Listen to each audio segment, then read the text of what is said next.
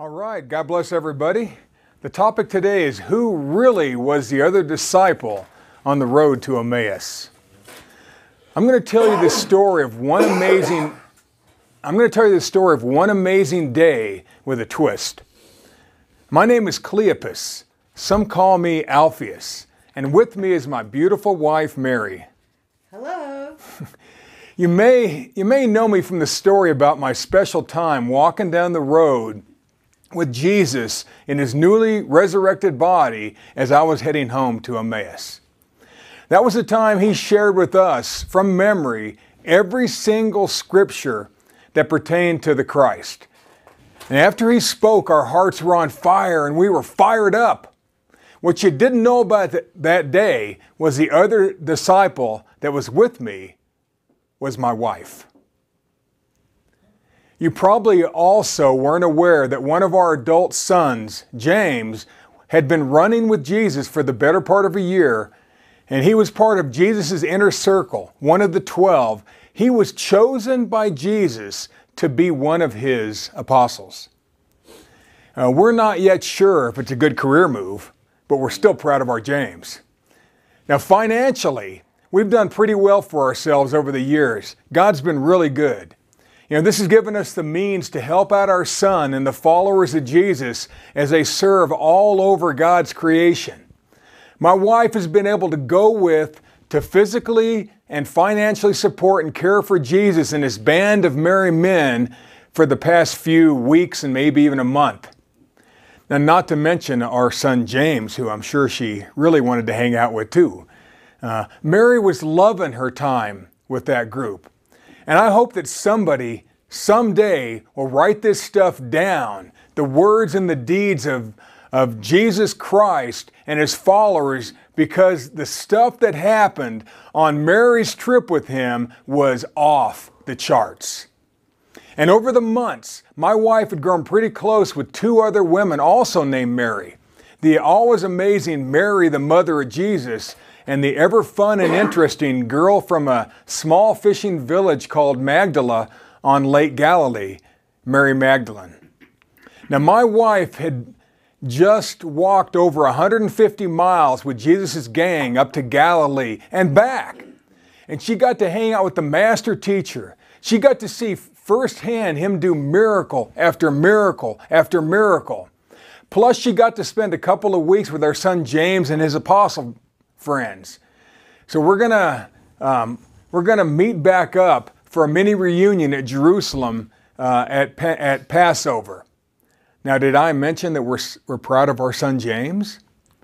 Well, let's try to sum up a few things that my beautiful wife told me happened over the past few weeks. Now, everyone's heard about Jesus raising that rich young fella named Lazarus from the dead. And who knew this would drive the religious people so nuts? And after all, the chief priests and Pharisees had put a hit out not just on Jesus, but they put the kill order out also for Lazarus. And that's pretty crazy, isn't it?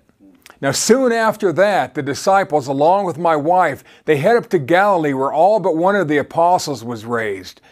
And we still have family up there. I assume they went up there to visit their families and to get away from the brewing and boiling chaos that was in Jerusalem. And this trek was about a 70-mile walk, and it took the better part of 3 days if you walked with a group. And on the way up to Galilee, they passed through the region of Samaria. Now, don't tell anybody, but we usually try to avoid that area. That's where the half-breed, spiritually mixed-up Judeans live. And of all places on earth, this is where Jesus healed not just one, but 10 lepers. 10 Samaritan lepers. Jesus knew how to love. And my wife saw this. In Galilee, they all visited friends, family, and because some of the apostles were married, they visited their wives. They also had time to recharge their batteries and to re-energize themselves. After a short visit, they turned around and headed back south. But this time, they didn't go the way they came up through the hill country in Israel. They went through the area in a region called Perea, and that's on the east side of the Jordan River. not the shorter hilly route they took on the way up. And they were taking the much flatter, winding route to Jerusalem. Now, it was going to take a day or two longer, but it was a much easier walk, especially if you got a few old people and some kids. Now, this area is where Jesus had been baptized by his cousin, John the Baptist. This is where he had received Holy Spirit. This is where he had started his ministry and began to learn how to walk with spiritual power in that area of Perea near the Jordan River. The route along the Jordan River was super busy. It was a big highway for walking. And remember, people from all over the world were flocking to Jerusalem to celebrate the Feast of Passover. It was required to go, if you could. And during that trip south, Jesus reminds his traveling companions that he says once again that when he gets to Jerusalem, he's going to be arrested, that he will suffer, that he will die, that he will be buried, and that he will rise again from the dead 3 days and 3 nights later. But this isn't what they wanted to hear. They didn't want to hear that. And we all know that he was buried last Wednesday, late afternoon.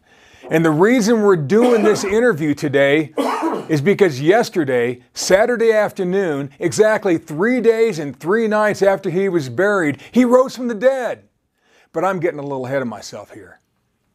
Now, my wife, Mary, told me that somewhere on that 70-plus mile walk, 2 of the apostles, James and John, not our James, took Jesus aside along with their mom, Salome, and the 3 of them cornered Jesus and asked him for a special position for the 2 boys in his new kingdom. Now, who takes their mom on a job interview? They did. And this clandestine conversation totally pissed off the other disciples, including our James. Jesus just shook his head, amazed at their mature immaturity. Jesus and his crew finally were at the place of the Jordan River where they needed to cross if they're going to go to Jerusalem. And I think they probably paid a small crossing fee, and they rafted over on some small boat over the Jordan River. And then they had to walk up a super steep hill, maybe 4 or 5 miles to Jericho. It was so steep that the Romans even had trouble trying to build a road there. Now, my wife Mary tells me that as they walk through Jericho, Jesus ends up healing 4 blind men at 3 separate stops. Mary said the apostles tried to stop these blind guys from getting anywhere close to Jesus. But he heals those guys anyway. He heals them anyway. Guys who were blind can now see. And I guess they were just trying to protect Jesus, the apostles. Because things like, they knew that there was a kill order out for him. Well, the city went nuts. The city of Jericho went nuts in a positive way. And people started crowding around. Typical Jesus. Everywhere he went. And next, Jesus stuns the crowd of gawkers by spending time with the most hated man in Jericho, a short, strong-armed, tax-stealing crook named Zacchaeus. I call him Zach the Hat. What are you going to do? Now, can you believe this tiny, filthy, rich Zach guy climbed up in a tree to catch a glimpse of Jesus? I wonder who gave him a boost. You see, Jesus called him down, and we all went to his house for a meal. Or I shouldn't say we, but all those people went to the house for a meal, and they might have even stayed the night there. Now, Zacchaeus did a spiritual 180 that day, and hardly anybody turns around like that spiritually. And he instantly turned his life around, while most of the townspeople turned away from following Jesus because they hated Zacchaeus so much. They just didn't believe a man could change. But Jesus did. Jesus didn't heal Zach's body. He healed Zach's soul. Mind-blowing. Now, Jesus and his entourage walk another 18 miles from Jericho to Jerusalem. And Mary said it's uphill all the way, just like when you go to school, right? And most things, And I think about it, most good things are always uphill. Most good things always take a little more effort than we think they should. Well, did I mention that all three Marys were on this long, winding trip back to Jerusalem? Jesus' mom, Mary Maggs, and my Mary? Now, one funny moment I heard about was when they're almost to Jerusalem, the apostles watched Jesus walk over, walk right up to, and talk to a tree. Oh man, like it had ears. And then he commenced to tell that tree that it will never produce fruit. Well, the apostles scratched their heads. And what's amusing was the next day when they walked past that very same tree, it was dead. It was dead. It was already dead in one day. Peter, for one, was blown away by that. And this gave Jesus a chance to teach his faithful team of followers once again how simple, how needful, and how powerful believing was. I think young Matthew wrote down something that Jesus said, and something like, "Verily I say unto you, if you have faith and doubt not, you shall not only do this which is done to this fig tree, but also ye shall say to this mountain, Be thou removed, and be thou cast into the sea, and it shall be done. And all things, whatsoever ye shall ask in prayer, believing, ye shall receive." Now I think that's what Matthew said. Those are some big, powerful words. I'll bet even people 2,000 years from now are going to realize how powerful those words are. I bet they're going to use that kind of words, when they talk about the Christ, when they try to get their lives together, when they want to turn their lives around 180 degrees. Believe. They know that you have to put in the necessary heart and effort, and then they too, and as you believe, you too will be able to receive the miraculous.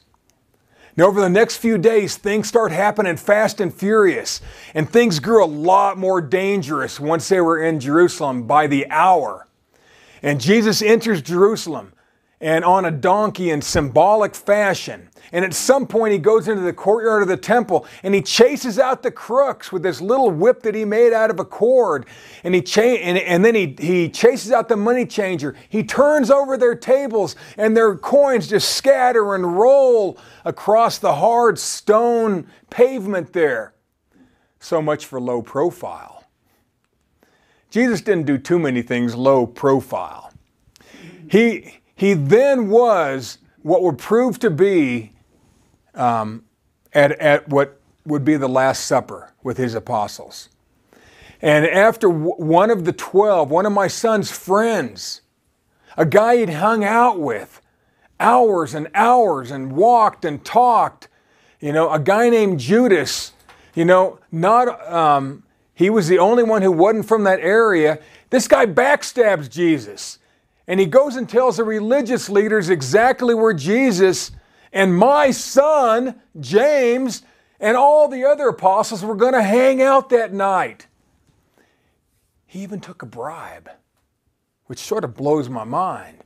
It was unbelievable. And my wife, Mary, was not invited to that supper, but I just heard about this stuff. Then Jesus, along with our son James and the other apostles, they hike up into a beautiful, beautiful orchard called the Mount of Olives for what would become their final time together as a group. At least that's what I thought before today. Now back to the story. This is where Judas leads the temple guards and religious leaders to the exact spot, and they arrest Jesus. James was blown away, that Judas, one of the 12, his friend, actually tips him off by walking up to Jesus and greeting him with a kiss to the forehead. I couldn't believe it. I knew this guy. My wife knew this guy. And he turns them all in.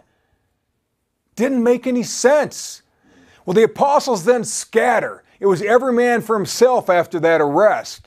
And everything seems to be spinning out of control. At least that's what I thought at that time. But little did we know how in control Jesus was. Things were going exactly as the prophets of old said they would happen. Now some of you are thinking, I thought you said you were going to tell us who really was the other disciple on the road to Emmaus. Hey, hang in there. I'm just trying to build the story so you can understand this. I just want to give you a little background to set it up. I was there. Why on earth would I leave my lovely wife in Jerusalem and walk back to Emmaus with some other yahoo? Not to mention that I haven't really seen her much in the last couple of weeks because she's been a little bit busy hanging out with Jesus and the other Marys and the apostles, walking up to Galilee, walking back down, and I wanted to spend a little alone time with her, if you know what I mean. Get with the times, people. This is the 1st century. This isn't the olden days. My wife Mary had just traveled with Jesus and his mom, and Mary Magdalene, and James and John's mom, Salome, not to mention our son, whom we're so proud of, by the way, and the other apostles. My wife had walked, talked, ate, laughed, cried, and saw miracle after miracle after miracle. She is a quintessentially good disciple. Now back to the story. Early this morning, some crazy things happened that pretty much blew my mind away. 4 women, including my wife, said they were spoken to by angels, and they were told that Jesus had risen from the dead and that they should go back and tell the disciples. And I was hanging out with the apostles. And here comes my wife, and they're telling us that an angel or a couple of angels had told them that Jesus had raised from the dead and to go and tell everybody.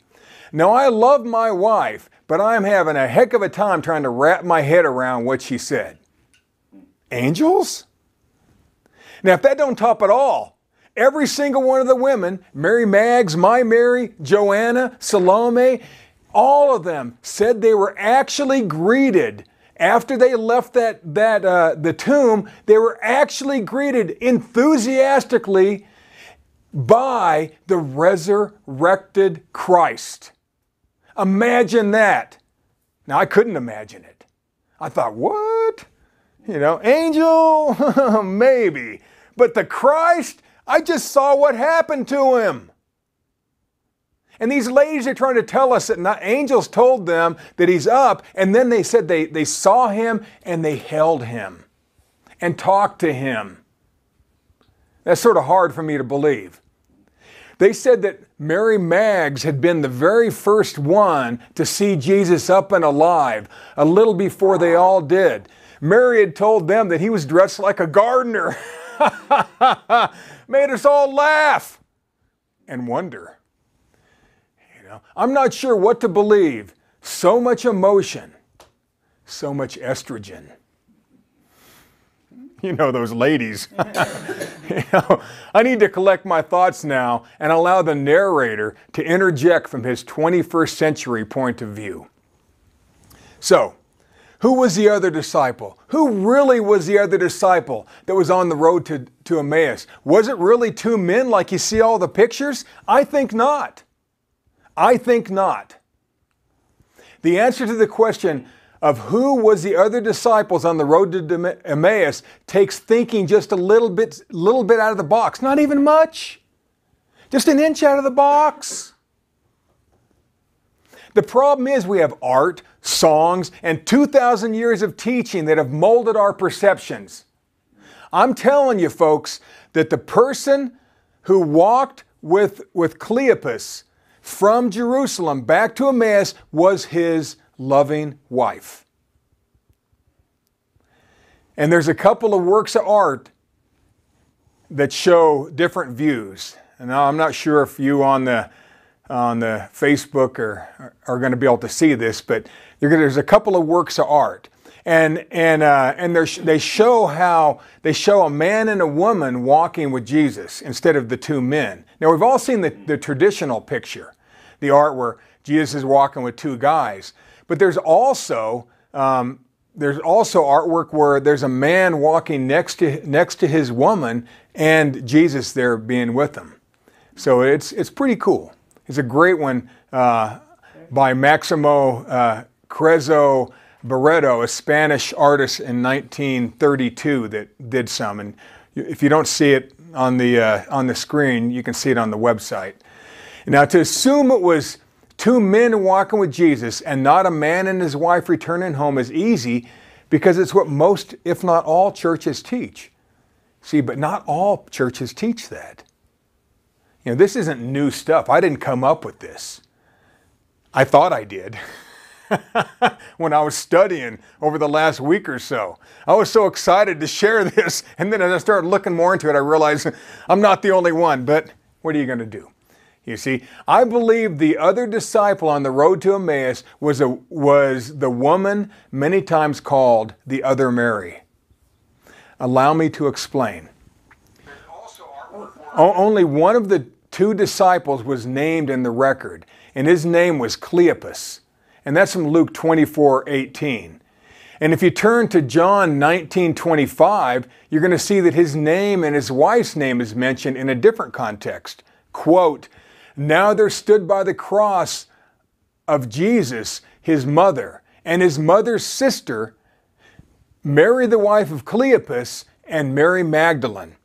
Now some people try to say that Mary, the wife of Cleopas, was Mary's sister, but to have two sisters named Mary is a little bit weird, okay? So Mary's sister was there, and Mary the wife of Cleopas, Mary Magdalene, and Mary the mom of Jesus. So that's a lot of Marys.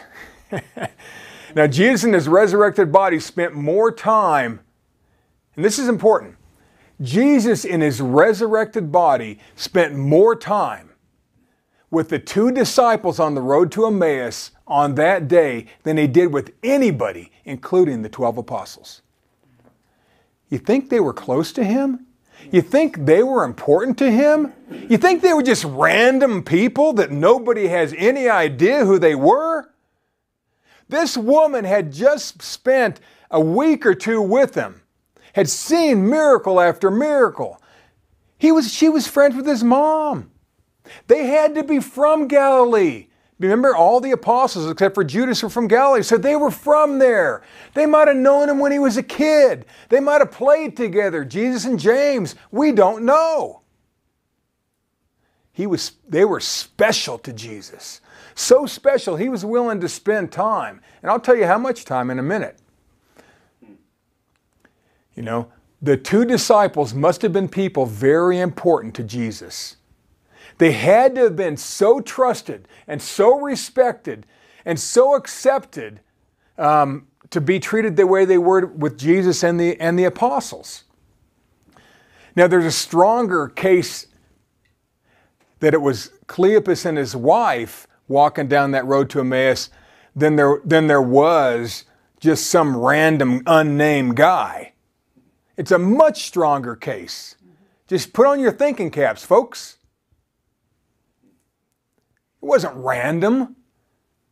At that time, if you rose from the dead, would it be random who you went and visited and hung out with? It'd be very specific.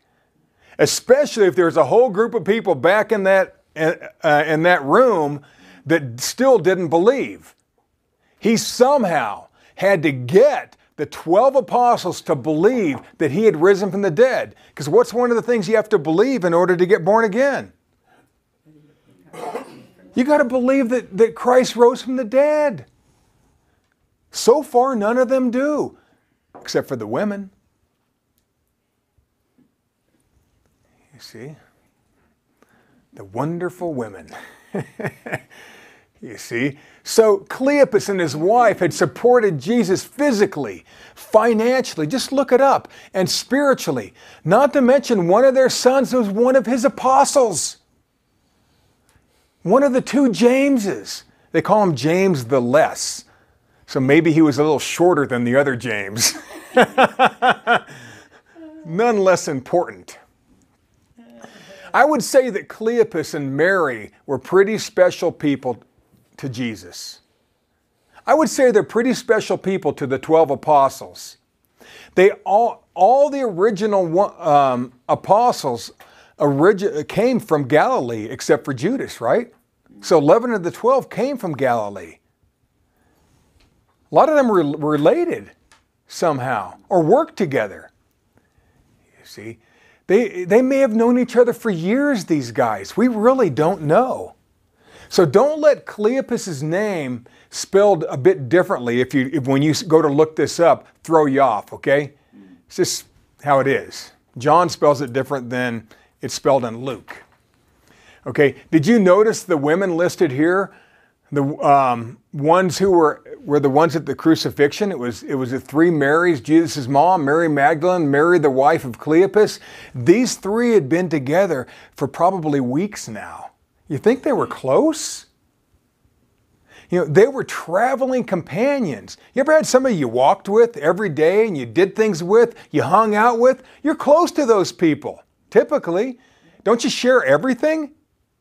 These women knew everything about each other and everything about their sons.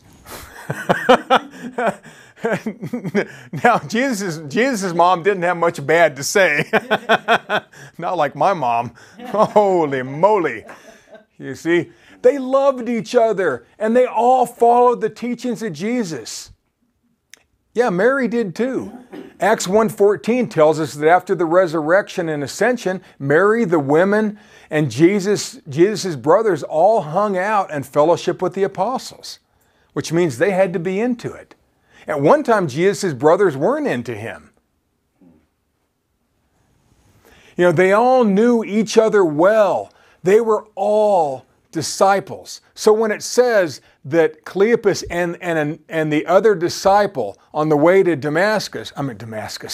on the way to Emmaus, excuse me, on the way to Emmaus, all it says is another disciple. So was his wife a disciple? You tell me. Was his wife a disciple? Absolutely. You think Jesus would be letting just random strangers hang out with him and travel with him for a couple of weeks up and down the Jordan River? I don't think so. This woman was something. This woman was something. And we think he wanted the right people around his mom? And what about the woman Mary Magdalene? You think he took her under his wing and helped her grow and go? Oh yeah. It says that he had cast 7 spirits out of her. He taught her how to control her mind.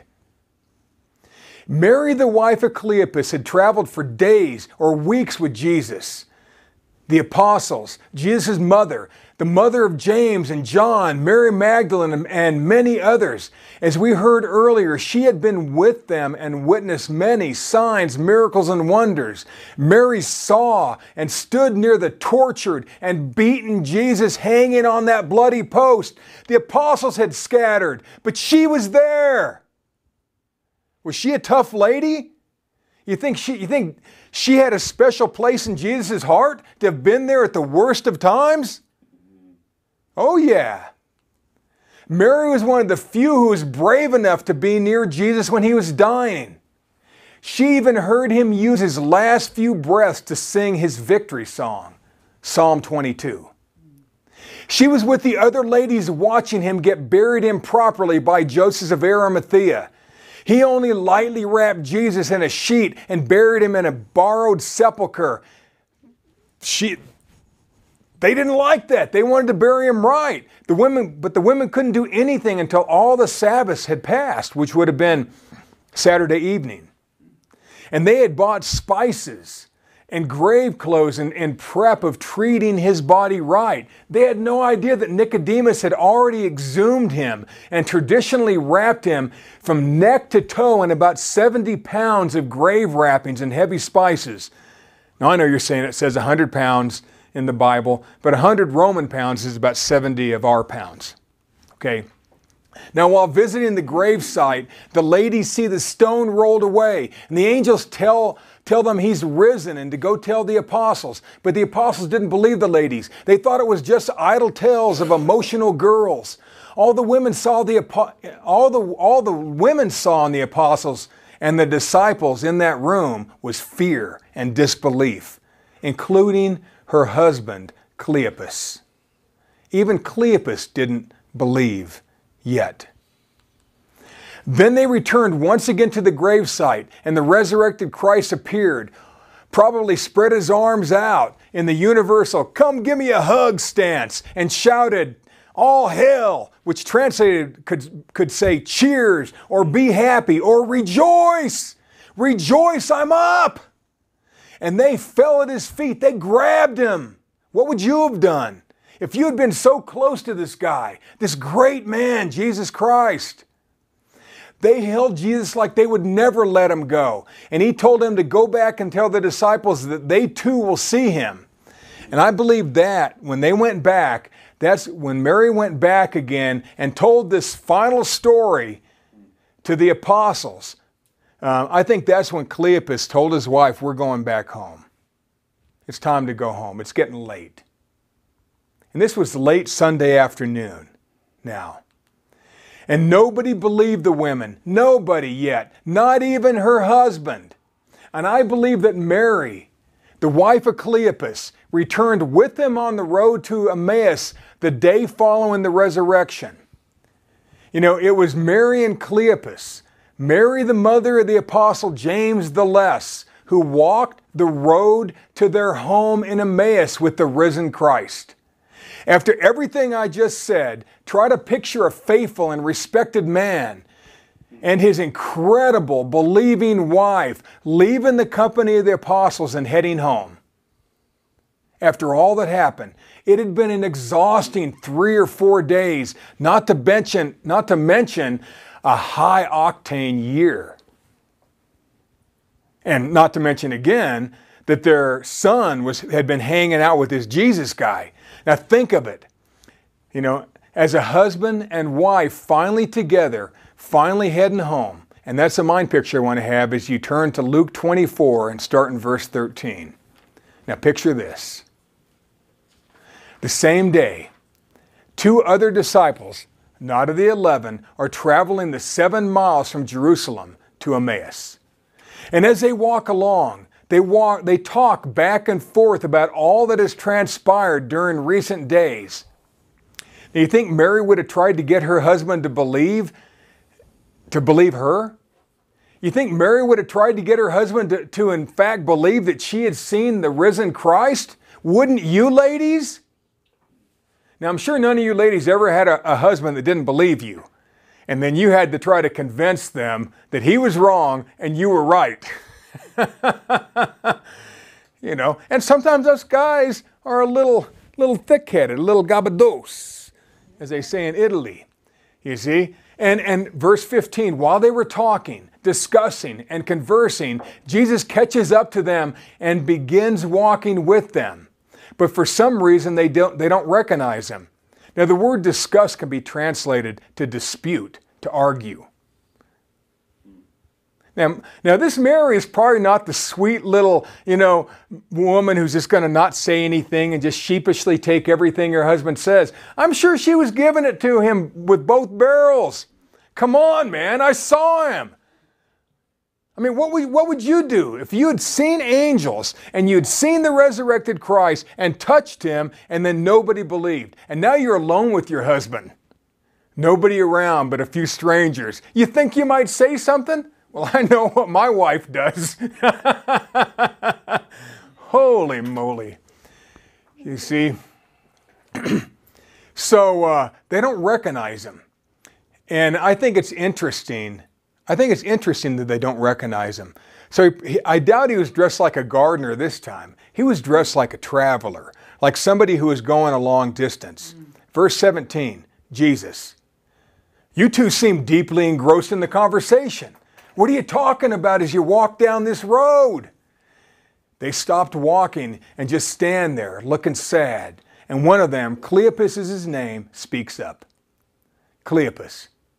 You must be the only visitor in Jerusalem who hasn't heard about what's been going on over the past few days. Jesus, what are you talking about? 2 disciples. It's all about the man named Jesus of Nazareth. He was a mighty prophet who did amazing miracles and preached powerful messages in the sight of God and everyone around. Our chief priests and authorities handed him over to be executed, crucified, in fact. Verse 21, we had been hoping that he was the one, the one who would liberate all Israel and bring God's promises. Anyway, on top of all this morning, the third day after the execution, some women in our group really shocked us. They went to the tomb early this morning. Now, I love how he uses the third person when talking about his wife. He's going, some women, some women,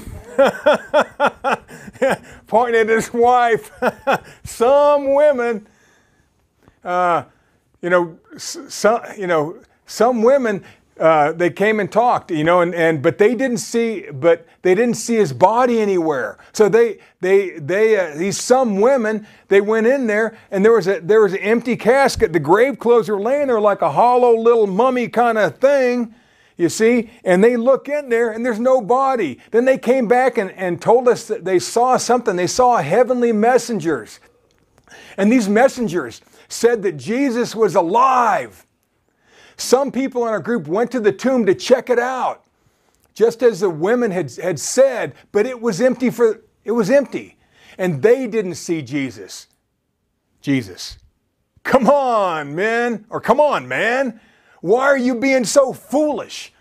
Why are your hearts so sluggish when it comes to believing what the prophets have been saying all along? Didn't it have to be this way? Didn't the Anointed One have to experience these sufferings in order to come to his glory?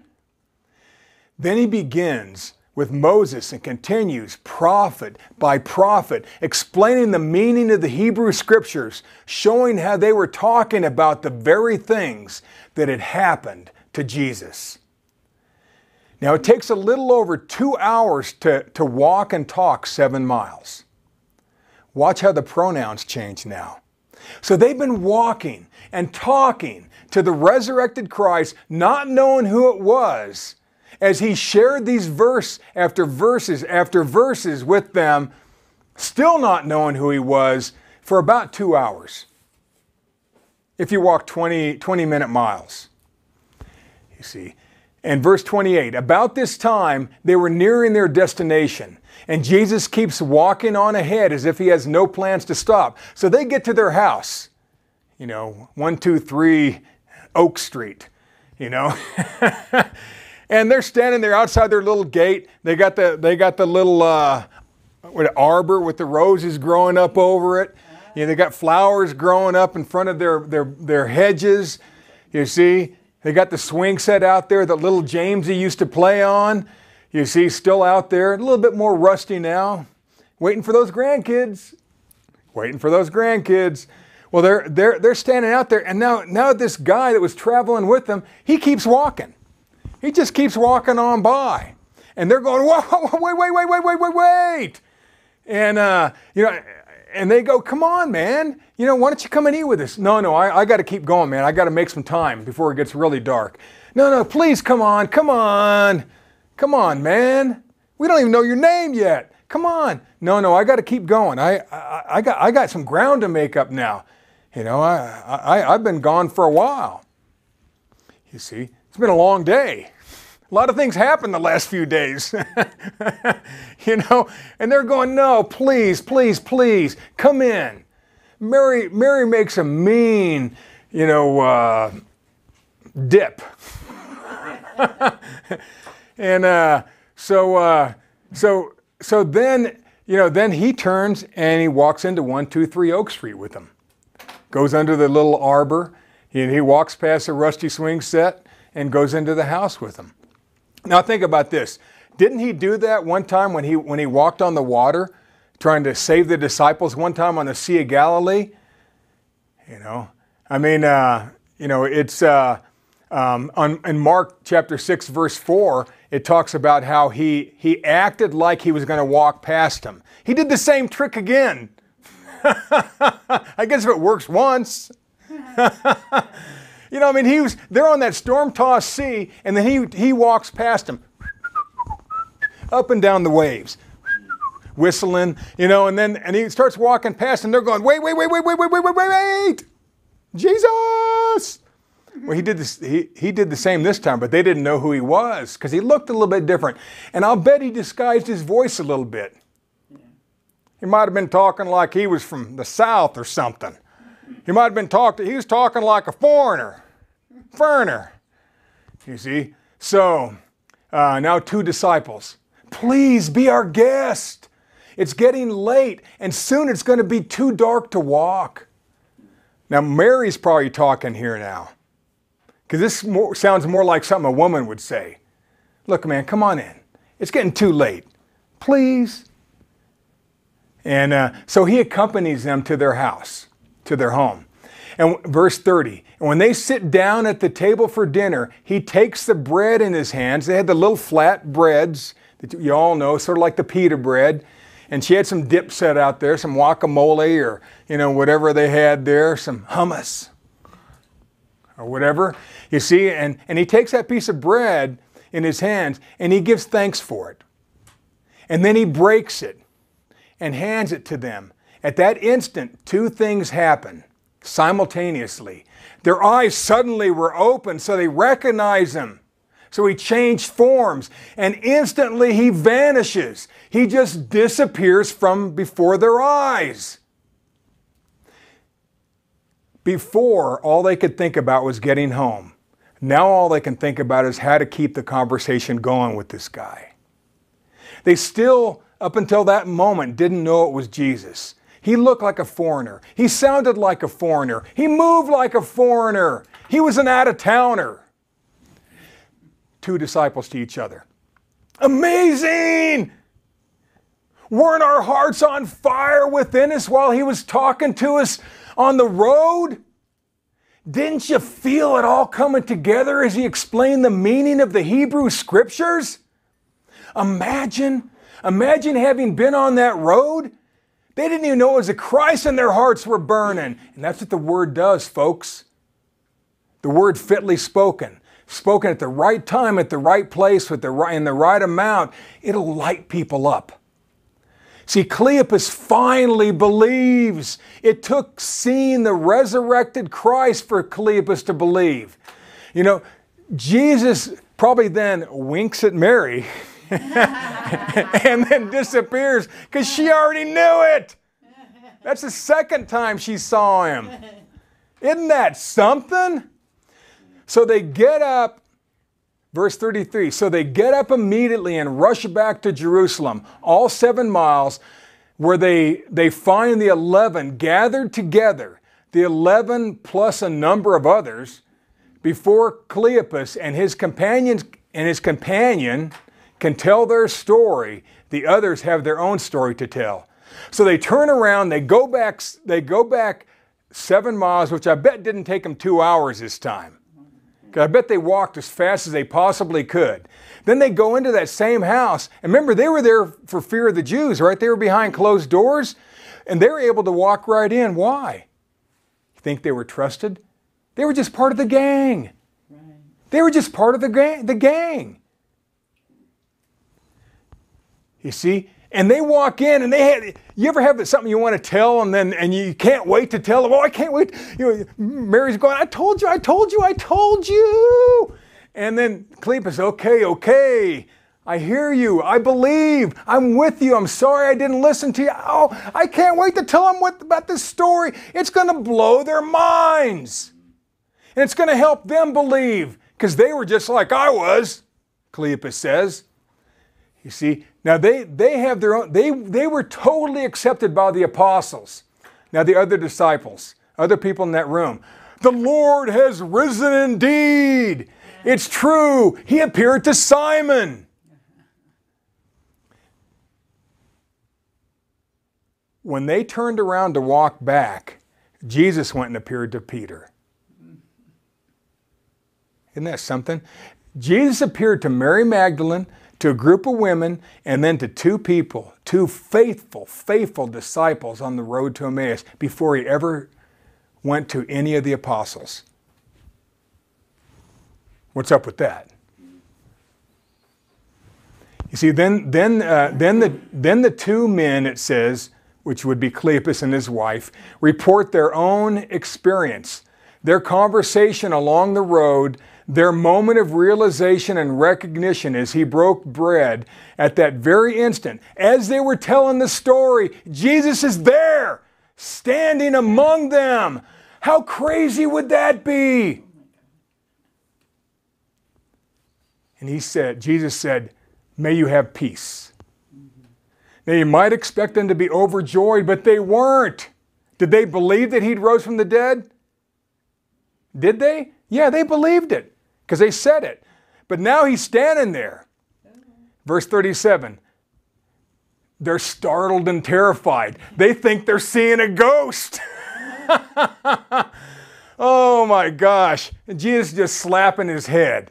You know, like, oh my word, what more do I have to do?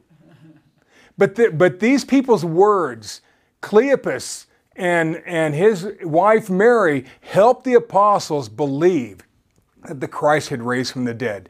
Even though Peter had saw it, then they said it, and right when they were talking, boom, I bet he appeared standing right next to Mary. I'll bet. So I'm going to let Cleopas close things out. I finally get it. I believe my wife's story now. My wonderful, amazing wife was right, just like Jesus said. He rose from the dead exactly 3 days and 3 nights after he was crucified. Mary is one smart lady and faithful.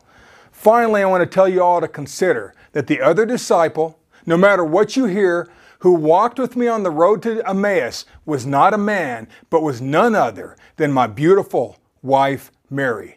My wife, Mary, was the other disciple on the road to Emmaus. God bless.